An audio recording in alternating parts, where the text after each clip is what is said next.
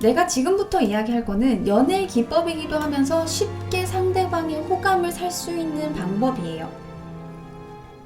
몇 가지 이야기를 해줄 건데요. 첫 번째는 바로 subtle question이라는 거예요.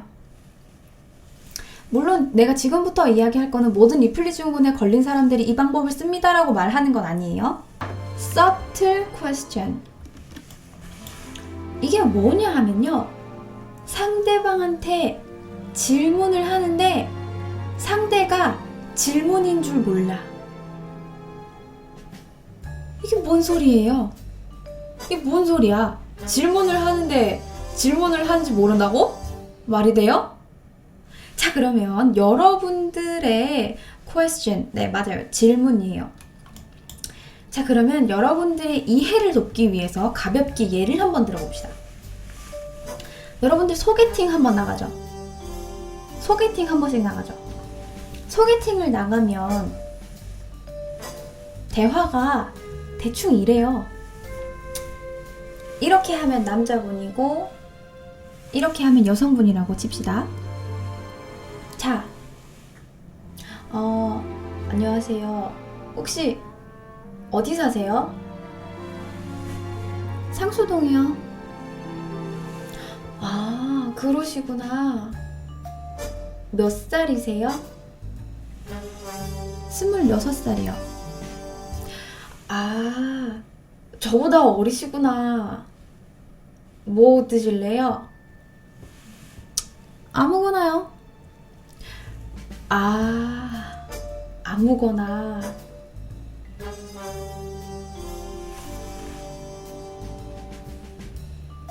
이 적막함, 이 어색함, 어떡할 거예요?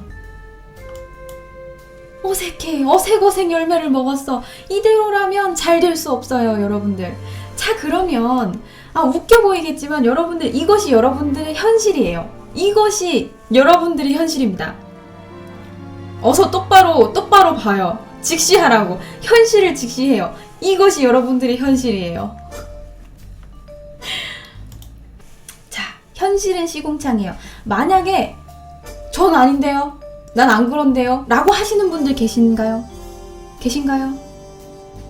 소개팅 먼저 하고 나서 이야기합시다. 자, 다르다고 해도 크게 다르지 않을 거예요. 자, 그러면 도대체 왜 이런 대화가 되느냐? 도대체 왜 이렇게 어색어색 열매를 먹을까? 우리는 일단 상대방에 대한 기본 정보를 알고 시작하고 싶어요. 당연하죠. 어디 사는지도 당연히 궁금한 거고, 나이도 궁금한 거고, 부모님은 뭐 하는지도 궁금한 거고, 취미가 뭔지도 모르겠고, 그러니까 이렇게 돌직구를 던져버리는 거야. 150kg로 여러분들은 돌직구를 던져버렸어. 그러면 상대방은 뭐라고 느낄까? 아씨, 나 취조당하러 왔나? 이 사람 뭐야? 이 뭐야? 나 조사하러 나온 거야? 아씨, 재미없어. 라고 느끼게 됩니다. 청문회가 아니에요, 여긴 여러분들.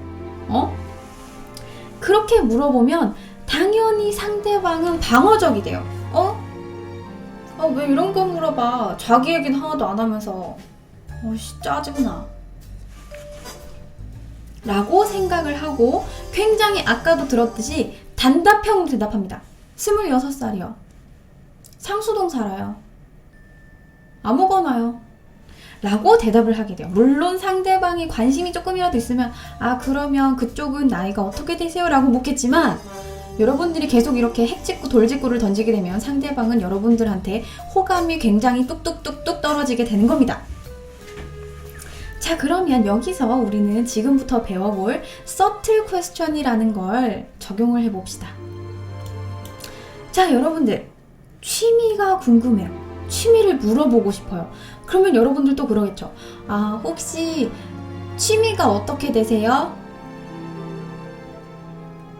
아니, 대체 노노. 절대 그러면 안 돼요. 뭐라고 물어보냐 하면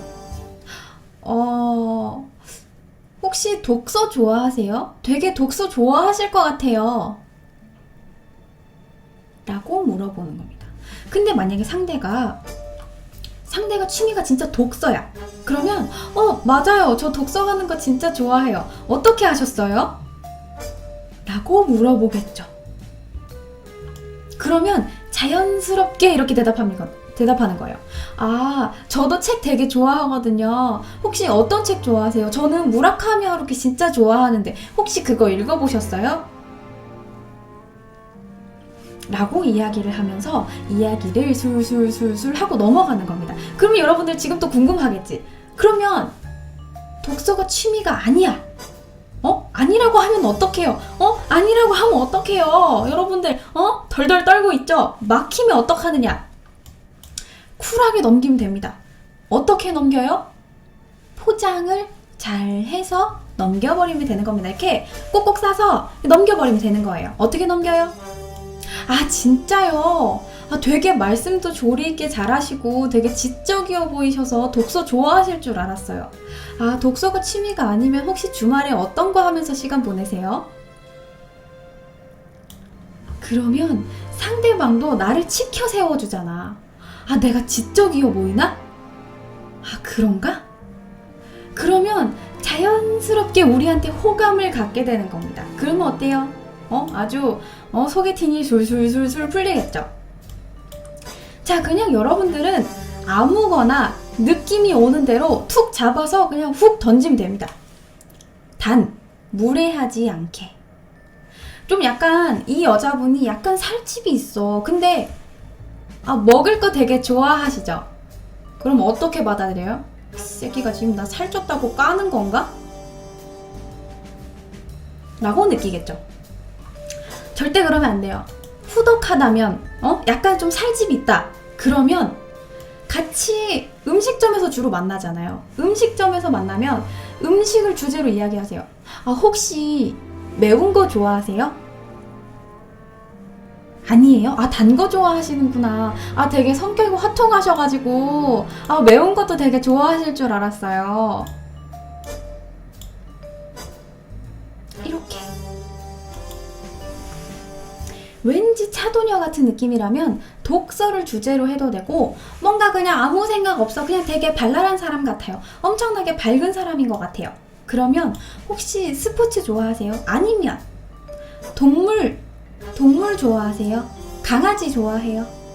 여자분들 중에 그렇게 강아지 고양이 싫어하는 사람은 흔치 않거든요. 그러니까 느낌이 오는 대로 여러분들은 훅 던져놓고 상대방이 아닌데요? 하면 포장을 해서 넘겨버리면 되는 겁니다. 오케이?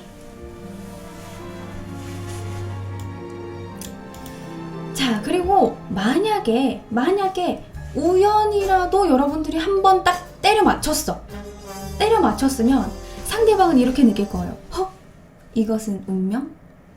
아니면 이 남자 센스 있는데? 라고 느끼겠죠. 전혀 그렇지 않아도 여러분들이 포장만 조금 잘하면 상대방한테 충분히 호감을 얻을 수 있어요. 맞든 틀리든 그건 중요하지 않아. 그냥 느낌이 오는 대로 그냥 아무거나 툭툭 던져버려. 여기서 가장 중요한 건, 여기서 포인트는 그거예요. 틀렸다 하더라도 절대 당황하지 않고 그냥 잘 포장할 수 있는 뒷수습. 오케이? 근데 그렇다고 뒷수습을 생각한다고 여기서 답변을 했어. 아니요, 저 독서 싫어하는데요. 그러면 뭐라고 포장하지? 뭐라 그러지? 그때 뭐라 그랬더라? 라임님이 뭐라 그랬더라? 지적이다? 지적이고 화통하다? 지적이고 화통하신 것 같아요. 그러면 안 돼. 일단 패턴을 몇 개를 정해 놓으세요. 패턴을 정해놓고 상대방이 말하는데 멍 때리지 말고 일단 뒷수습을 대충 생각을 해내요. 내가 이 사람한테 왜 이런 말을 던졌는지를 생각을 잘 해보고 뒷수습을 할 거를 잠깐 미리 생각을 해놓으세요. 그러다 보면 점점 이게 자연스러워질 겁니다. 점점 자연스러워질 거예요. 그러다 보면 여기서 이 서틀 퀘스천이 굉장히 재미있는 거는, 재미있는 게 뭐냐면 서틀 퀘스천을 계속 생활화하다 보면요, 나도 모르게 우연히 때려 맞추는 경우가 점점 많아져요. 메로나님처럼 저렇게 아니요, 전 오늘 9시 뉴스 보러 가야 돼서요. 그러면 이렇게 이야기하세요. 9시 뉴스에 나오기 싫으면 거기 앉아라. 알았죠? 자, 계속 이렇게 마치다 보면 뭔가 감이 와요. 뭔가 촉이 생긴다고. 자연스럽게 상대방의 특징을 관찰을 하다 보니까 촉이 생겨요. 무슨 말인지 알겠죠? 대충 느낌이 와. 느낌이 와. 그러면 점점 촉이 발달이 됩니다. 자, 그리고 여러분들이 이렇게 서틀 퀘스천을 배워서 상대방한테 조금 호감을 얻었습니다. 얻었다 치고 앞으로 여러분들이 공략해야 할 상대방의 심리, 혹은 이미 호감을 가지고 있는 상대가 나한테 혹 하고 넘어올 수 있는 심리는 뭘까를 지금부터 또 배워볼 거예요. 자, 요즘 흔히 하는 이야기 중에, 유행어 중에 이런 말이 있어요. 라면 먹고 갈래?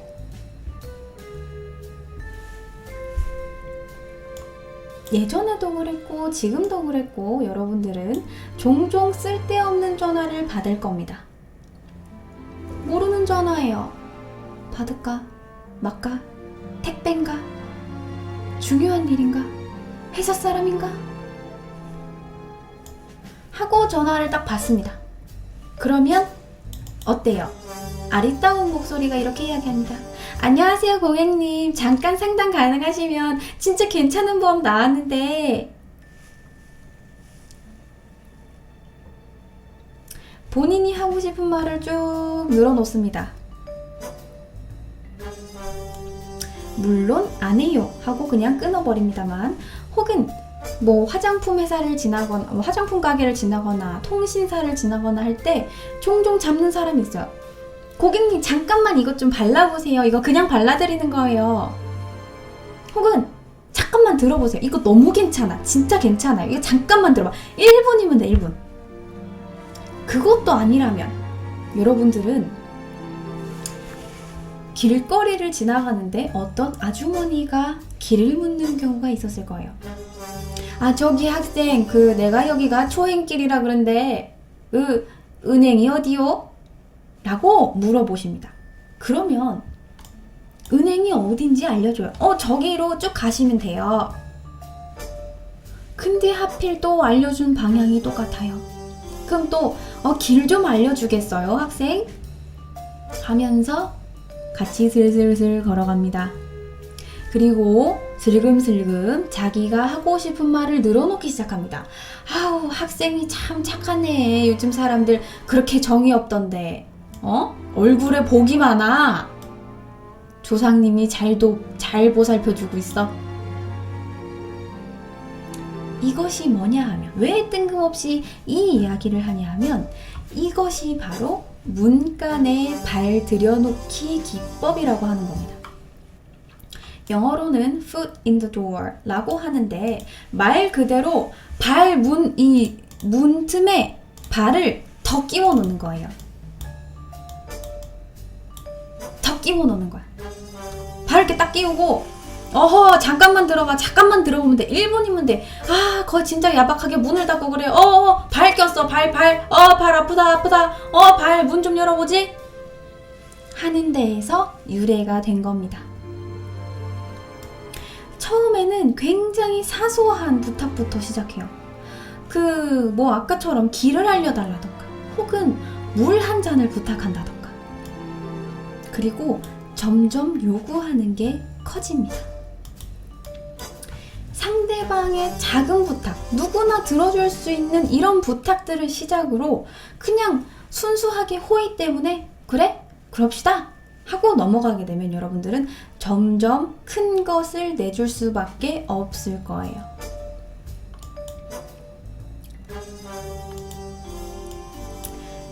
사기꾼들의 바탕에는 이런 문간을 발들여놓기 기법이 숨어 있어요. 이런 심리의 바탕에는 자기 지각 이론이 핵심 역할을 합니다.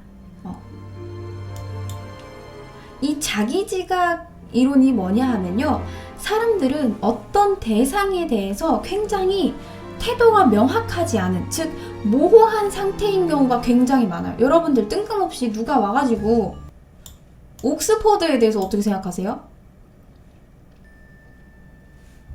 네? 옥스퍼드요? 뭐? 대학교? 문어요? 뭐? 아무 생각이 없어. 그냥 여러분들은 그냥 별 생각이 없어. 그거에 대해서 딱히 좋다 싫다에 대해서 생각하지 않고 있어요. 근데 만약에 여러분들이 이런 상태라 하면 내가 생각하지 않고 행동했던 일이 내 태도를 결정하게 되는 거예요. 그러니까 생각을 하고 태도를 행하는 게 아니라 일단 뭔지 모르겠는데 행동하고 나서 생각하게 되는 경우예요. 예를 들어서 나는 환경운동에 별로 관심도 없어. 환경운동 딱히 뭐 해야 되는지 모르겠고 그냥 분리수거하면 환경운동 하는 거고 환경운동은 좋은 거고 이 생각밖에 없었어. 근데 지하철 앞에서 지하철역에 딱 나왔는데 어떤 아가씨가 저기 환경운동 성명서에 사인 좀 부탁드릴게요 라고 해서 그냥 마침 시간도 있고 아가씨가 예뻐서 그냥 서명을 해줬어요.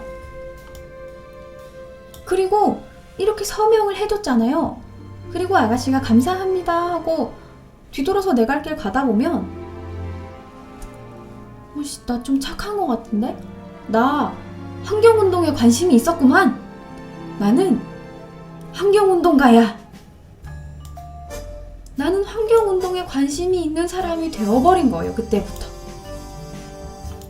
여기서의 전제는 대상에 대한 나의 태도가 굉장히 모호한 상태여야 된다는 겁니다. 그러니까 그냥 정말로 뜬금없이 와가지고 그 아가씨 도를 알아요? 여기 성경책 잠깐만 볼래요? 하는 식으로 뭔가 거부감을 가지고 있는 상태가 아니라 그냥 별 생각이 없이 굉장히 모호한 상태여야 된다는 겁니다. 별로 의식하지 않고 딱히 생각해보지도 않은 문제, 그렇게 부정적이지도 않고 긍정적이지도 않은 상태.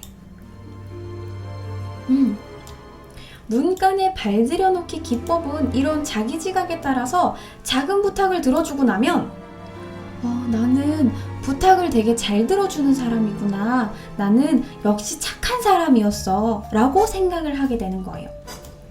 그러니까 나 자신이 이미 좋은 사람인 걸 인지하고 행동을 하다 보면 점점 상대방의 수에 말리는 거예요. 이거랑 비슷한 게 예스셋이 있죠. 응 하다 보면 점점 나는 그렇게 돼가는 거예요. 나중에는 아니요라고 말을 하기가 힘든 겁니다.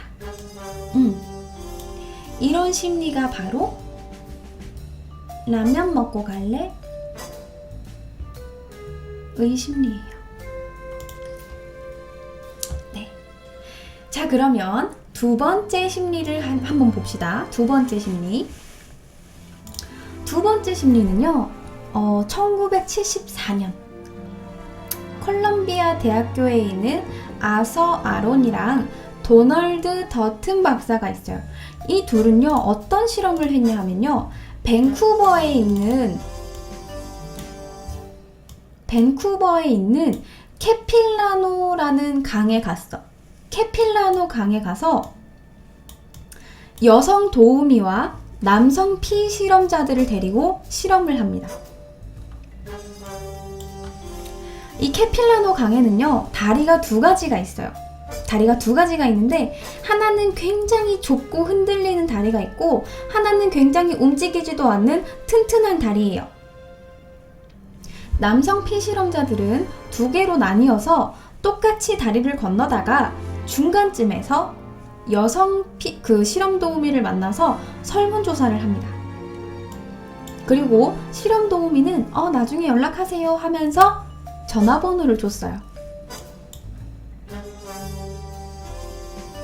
그러면 어느 남성분에서 더 연락이 많이 왔을까? 여러분들도 생각했다시피 흔들다리에서 연락처를 받은 남자들이 훨씬 2배가 넘는 사람들이 다시 연락을 했어요. 2배가 넘는 사람들이. 왜 이런 걸까? 여성 도우미는 똑같았는데 왜 이럴까? 이 심리적으로 사람이 불안하면요, 그로 인해서 예쁜 여자 쪽 아니에요. 여성 도우미는 똑같았어요. 불안한 상황이 오면 신체는 각성을 하게 돼요. 여기는 캐나다에 있는 캐필라노 강입니다. 신체 각성 상태예요. 그러니까 우리가 흔들다리를 건너면서 무서울 때 나타나는 현상. 동공이 커져요. 동공이 확장됩니다. 무서우니까 동공이 커지겠죠?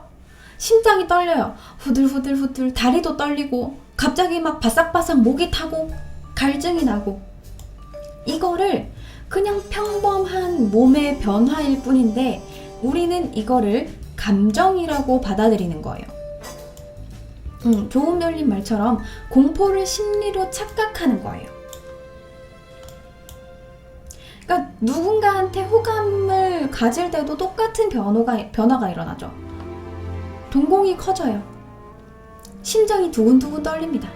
그리고 무슨 말을 해야 될지 모르겠고 초조하면서 입이 바싹바싹 말라. 이런 각성 상태를 내 몸은 뭐 때문에 내 몸이 이렇게 변했지? 를 구분을 못하는 거예요. 그냥 몸의 변화일 뿐인데 뇌는 이게 정말 무서워서인지 아니면 내가 이 사람한테 호감이 있어서인지 뭐 때문에 그런지 모르는 거예요.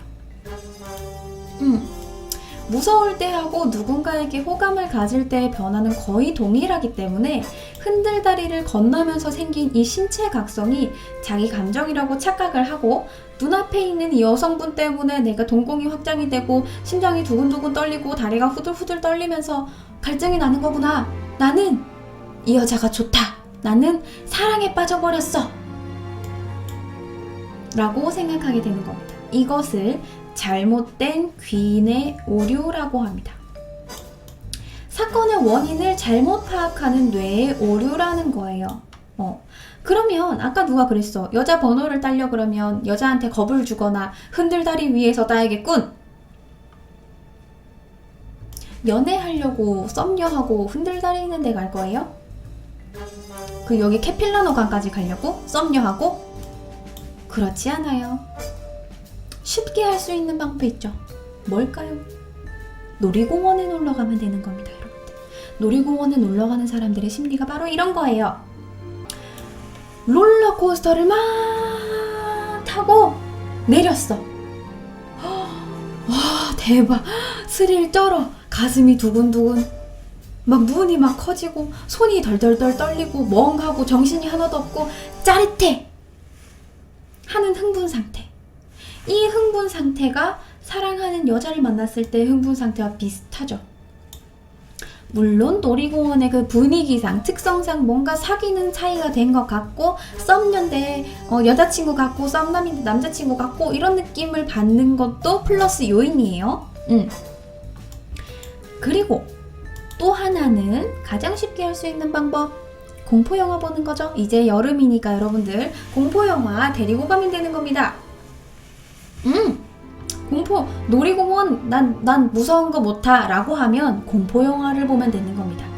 공포영화를 보면 둘 사이가 가까워지는 이유를 흔히 스킨십 때문일 거라고 생각해요. 어머 무서워! 라고 하면서 붙으니까 아이씨 좋은데? 잘 되는데? 라고 생각을 하겠지만 사실은 그렇지 않아요. 스킨십을 굳이 하지 않아도 공포영화를 보면서 내 몸이 느끼는 신체의 각성 상태를 내 뇌는 이미 이 사람을 좋아하기 때문이야 라고 생각을 하고 있기 때문에 공포영화를 같이 봤다면 반쯤은 성공한 겁니다. 오케이? 이제 슬슬 여러분이 어떤 걸 해야 될지 감이 오나요? 높은 데에 있는 식당이나 카페 창가도 괜찮아요. 자, 그리고 세 번째 심리. 세 번째 심리는 점화 효과라는 거예요.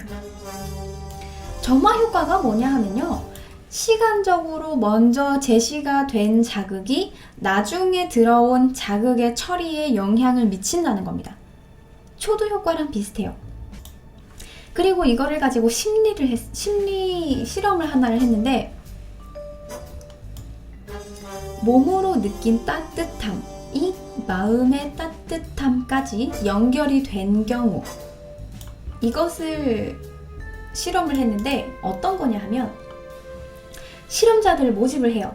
실험자들을 모집을 하고, 이 실험자들이 실험에 참여했으니까 같이 이 실험하는 데까지 올라가야 될 거 아니에요. 그래서 1층에서 만나가지고 같이 엘리베이터를 타고 4층 실험실까지 올라가는 겁니다. 근데 실험이라고 알려주지 않고 그냥 그동안 굉장히 자연스럽게, 아, 내가 이거 몇 가지 우리 실험자들에 대한 정보를 몇 가지 적어야 되는데 내가 이 커피를 들고 있어서 좀 힘드네, 이것 좀 들고 있어 주겠어요? 하면서 들고 있던 커피를 그 실험자들한테 맡깁니다. 차가운 커피 혹은 뜨거운 커피를 맡겼어요. 그리고 이 특정 대상에 대한 이미지를 추측을 하는 실험이라고 하면서 이 실험을 진행을 하는데, 예를 들어서 한 사람의 사진을 딱 보여주고, 이 사람 성격은 어떨 것 같아요? 이 사람은 당신한테 긍정적으로 다가옵니까? 부정적으로 다가옵니까? 라고 물은 거예요. 결과가 어땠을까요? 아까 뜨거운 커피 혹은 차가운 커피를 들고 있었다고 했죠. 따뜻한 커피를 들고 있었던 실험자들이 훨씬 더 긍정적으로 평가했어요. 차가운 커피를 들고 있는 학생들은 부정적으로 평가하게 됩니다. 굉장히 실험은 간단한데 결과는 강력해요. 그러니까 여러분들이 카페에 갔잖아. 그러면 상대방은 따뜻한 거 시켜야 돼요. 오케이? 따뜻한 거 시켜야 돼요. 차가운 거를 마시기 시작하면 뭔가 내 몸도 내 마음도 뭔가 차가워지는 느낌이고, 내 안에 흑염룡이 점점 깨어나는 것 같고, 나는 이제부터 차도녀가 되는 것 같고, 아이스 아메리카노? 이런 게 되는 거예요.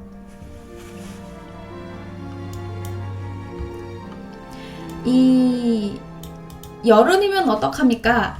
에어컨 나오자, 에어컨. 에어컨이 엄청나게 빵빵한 카페로 가세요. 그리고 뜨거운 걸 시켜주세요. 오케이? 요즘 에어컨 좋잖아. 자, 이 점화 심리의 대표적인 예가 바로 이것입니다. 코카콜라. 코카콜라가 왜? 왜? 뭐? 자, 코카콜라에는 이런 방침이 있습니다. 코카콜라는 뉴스에 광고를 게재하지 않는다 라는 방침이 있어요. 왜요? 9시 뉴스는 당연하게도 시청률이 굉장히 높습니다. 당연히 높죠. 뉴스인데 9시에 하는 거 이것밖에 없는데 사람들이 엄청나게 많이 봐요. 시청률이 엄청나게 높은데도 코카콜라는 이렇게 시청률이 높은 뉴스에다가 광고를 게재하지 않습니다. 왜 그럴까? 왜 그럴까? 9시 뉴스는 밝은 내용보다는 어두운 내용을 주로 다뤄요. 누가 사고가 났다든지, 누가 갑자기 죽었다든지, 누가 비리를 저질렀다든지, 어디에 화산이 터져서 자연재해가 일어나서 몇 명이 죽었다든지, 계속 부정적인 내용을 다룹니다. 그러면 뉴스가 다 끝났어. 그러면 우리는 무슨 생각이 들어요? 이놈의 비리 정치인들. 진짜. 누가 또 죽었어. 진짜 짜증나. 아니, 내가 좋아했던 그 가수가 왜 하필 또 거기서 교통사고가 나가지고 이러면서 이미 우리는 부정적인 생각을 갖고 있어요. 근데 그 상태에서 우리가 코카콜라 광고를 딱 봤습니다. 폴라베어가 막 나와가지고 막 춤을 춰. 코카콜라 하면 여러분들 어때요? 아씨, 뭐야, 안 어울리게, 짜증나. 갑자기 웬 폴라베어야, 곰새끼들. 이렇게 되는 거예요. 이게 바로 대표적인 점화 효과입니다. 우리가 이미 뉴스에서 받은 이 부정적인 생각이 코카콜라한테까지 간 거예요. 그래서 코카콜라는 절대 뉴스 이후에 광고를 넣지 않습니다. 점화 효과 맞아요.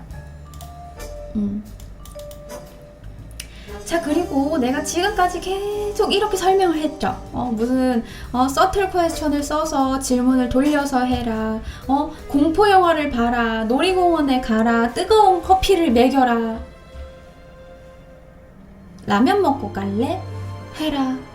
근데 나는 이게 다 너무 힘들어. 여름에는 뜨거운 것도 못 먹이겠고, 나는 무서운 것도 못 봐서 공포 영화도 못 데리러 가겠고, 나는 무서운 것도 못 타서 놀이공원에도 같이 못 가겠고, 긍정적인 인상을 줄 수 있는 게 없어 라고 하는 여러분들을 위해서 내가 줄 수 있는 마지막 방법이야. 줄 수 있는 게 이것밖에 없다. 가장 쉬운 방법입니다. 제일 쉬운 거예요, 여러분들. 제일 쉬운 거예요. 단순 노출 효과라는 게 있어요. 단순 노출 효과. 이것은 에펠탑 효과라고도 합니다. 친숙성의 원리라는 건데요. 이거는 어떤 사람이 무언가에 계속 반복적으로 노출이 되면 처음에는 호감이 가지 않았어도 그저 자주 보는 것만으로도 친숙감을 느껴서 긍정적인 태도를 갖게 되는 거예요. 그리고 그 사람에게 호감을 가지게 되는 겁니다. 근데 단순 노출 효과면 이렇게 노출을 하면 여러분들이 넘어오는 건가? 왜 에펠탑 효과지? 라고 하는 분들을 위해서 에펠탑 효과가 왜 에펠탑 효과인지 여러분들한테 이야기를 해줄게요. 자, 1889년 3월 31일 프랑스 혁명 100주년을 맞아서 만국박람회 기념 조형물로 건축공학자이자 설계자 귀스타프 에펠의 이름을 딴 에펠탑을 세우기로 합니다. 탑을 세우기 위해서 설계도가 발표가 됐어요. 근데 어때요? 멋있어? 아니. 당시 이 파리의 예술가와 시민들은 이 에펠탑 건립을 결사반대를 했습니다. 결사반대를 했어요. 이 에펠탑이 15,000개의 금속 조각과 250만 개의 나사못으로 연결이 된 무게가 7,000톤에 이르고 높이가 320m 정도 되는 그냥 철골 구조물이에요. 근데 이거를 뜬금없이 여기다가 떡하니 세우자니 그 당시 파리는 전부 다 이 건물이 5층, 6층 정도밖에 안 되는 높이였어요. 그러니까 5층, 6층 정도 되는 건물인데 키해봐야 10m밖에 안 되는 이 마을에 뜬금없이 에펠탑 320m짜리 에펠탑이 떡하니 생겨봐. 그것도 엄청나게 이뻐요? 아니에요. 그냥 뼈대밖에 없는 철골 구조물. 그게 다예요. 그러니까 사람들이 이걸 엄청나게 반대합니다. 심지어는 1887년에 파리의 작가, 화가, 조각가, 설계자 다 모여가지고 예술가의 항의라는 글을 발표를 하고 이 작가 기드 모파상은 에펠탑이 완공이 되면 나는 파리를 떠나겠다 라는 글을 쓰기도 했어요.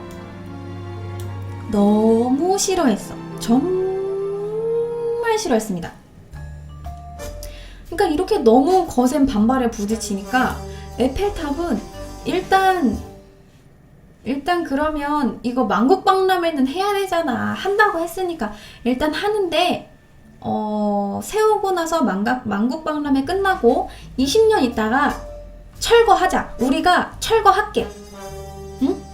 철거할게. 이거 만들었다가 우리가 없애줄게. 걱정하지 마.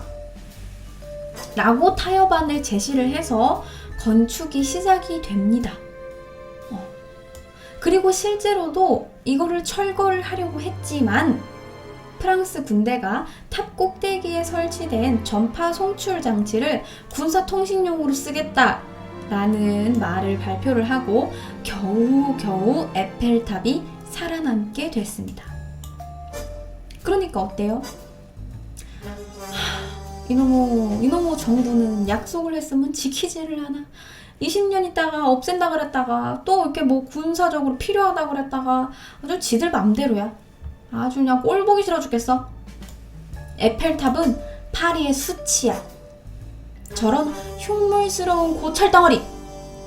파리에는 있어서는 안 될 이 천박한 이미지. 라고 욕을 먹었고 심지어는 이런 말까지 나옵니다. 파리의 아름다운 풍경을 보기 위해서는 에펠탑 꼭대기로 올라가야 한다. 라는 말이 생겨요. 그치, 당연하지. 320m 위로 올라가면 파리의 예쁜 풍경이 다 보이겠지. 가 아니라 이 파리에서 가장 흉물스러운 건물이 에펠탑인 거예요. 에펠탑을 안 보려면 에펠탑으로 올라갈 수밖에 없어요. 에펠탑을 보지 않을 유일한 방법은 에펠탑에 올라가는 겁니다. 이렇게나 미움을 받았던 이 에펠탑이 300m가 넘는 이놈의 철골 구조물 에펠탑이 계속 사람들이 눈 뜨면 보이는 거야. 그냥 눈 떠서 출근하는데 눈앞에 자꾸 에펠탑이 아른아른거려. 커피를 마시러 나와도 자꾸 에펠탑이 보이고, 퇴근을 하는데도 에펠탑이 보이고, 데이트를 하는데도 에펠탑이 보이고, 에펠탑이 계속 눈에 보여요. 자연스럽게 보다 보니까 사람들이 뭔가 정이 들어. 보다 보니까 괜찮은 것 같기도 하고, 그 생각보다 그렇게 안 이쁜 것 같진 않아. 저거 높아가지고 또 올라가면 또 되게 파리도 잘 보이고 좀 괜찮은 것 같은데? 하다 보니까 에펠탑을 보기 위해서 프랑스로 찾아오는 사람들도 있고, 그렇게 파리에 와서 사람들이 하나 둘 관광을 하니까 파리에는 또 돈이 들어와. 저걸 보겠다고 사람들이 오네? 저 괜찮은데? 좀 놔둬도 되겠는데? 라는 생각을 하면서 사람들이 이 에펠탑에 대해서 긍정적인 생각을 갖게 되는 겁니다. 이것이 바로 단순 노출 효과의 힘이에요. 이게 단순 노출 효과가 그냥 평범하게 에펠탑이랑 우리가 연애하는데 썼던 이런 게 아니고, 우리가 알고 있는 아돌프 히틀러도 단순 노출 효과를 엄청나게 좋아했어요. 히틀러도 단순 노출 효과를 엄청나게 좋아했는데, 이 히틀러의 선전 기본 원칙이 충분히 자주 반복하면 조만간 믿게 되어 있다. 그러니까 보다 보면, 듣다 보면 그냥 그게 그렇게 되는 거예요.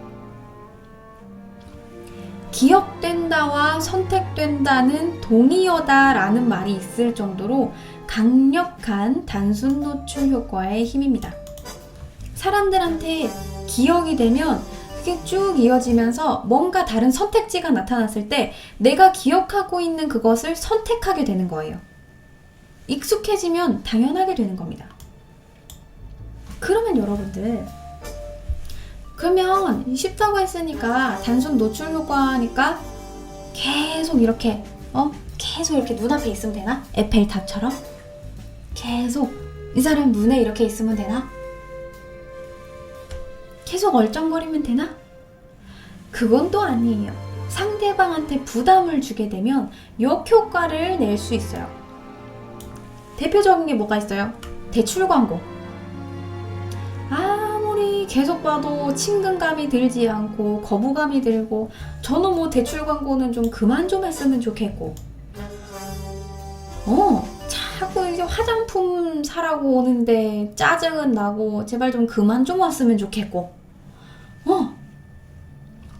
그래서 요것의 포인트는 상대가 특정 사물에 대해서 굉장히 중립적이거나 호감을 가지고 있어야 한다라는 전제가 붙습니다. 설득의 효과가 가장 높을 때가 바로 세 번째 시도할 때예요. 그러니까 절대 의도적으로 따라붙는다. 이 사람이 왜 자꾸 나를 따라와? 라는 생각이 들지 않을 정도로 그냥 한 공간에